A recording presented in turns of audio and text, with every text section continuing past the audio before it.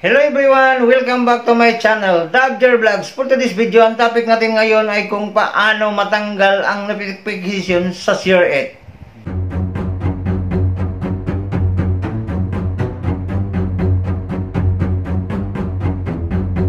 Yan ang gawa natin ng content ngayon. If you are interested, please keep on watching until the end para malaman nyo kung paano ang proseso sa pagtanggal ng notification sa Share It.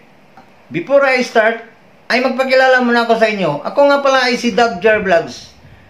Ang YouTube channel na ito ay nagsishare ng mga online tips, tricks, and tutorial.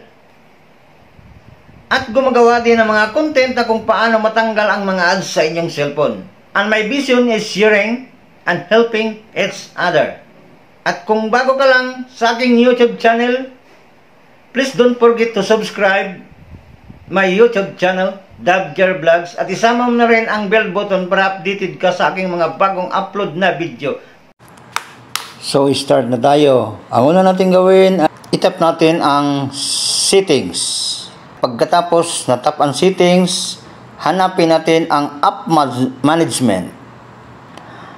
Itap natin ang app list. Pagkatapos nahanap na natin ang app list, hanapin din natin ang Share It apps. Scroll tayo pataas. At ngayon, itap natin ang Share It. Pagkatapos natap na ang Share It, itap din natin ang notification.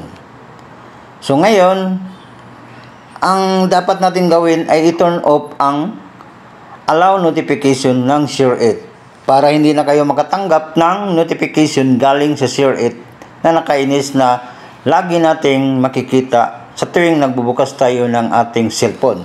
Tulad dito.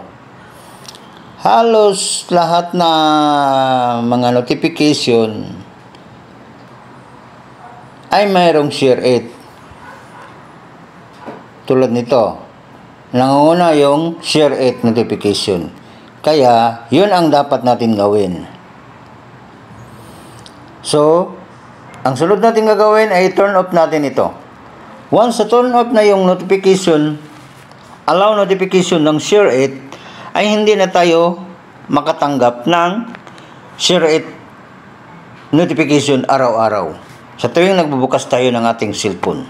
So, ganun lang kadali kung paano i-turn off ang Share It notification sa ating cellphone. Kung umabot ka man sa part ng video na ito, please paki-comment what is the favorite part of the video and comment hashtag Share It notification. And don't forget to subscribe my YouTube channel. At isama mo na rin ang bell button para updated ka sa aking mga bagong upload na video na tulad nito. At kung may mga comments, suggestion, and question ng action ayon sa inyong question, please comment in the comment section dyan sa baba.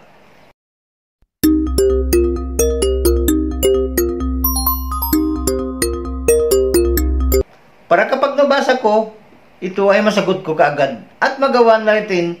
And please watch my playlist. Doon naka-upload lahat ng mga ginagawa kong video sa aking YouTube channel. Once again, thank you for your time and effort to watch the video until the end. Have a blessed day to all. God bless you. Bye-bye!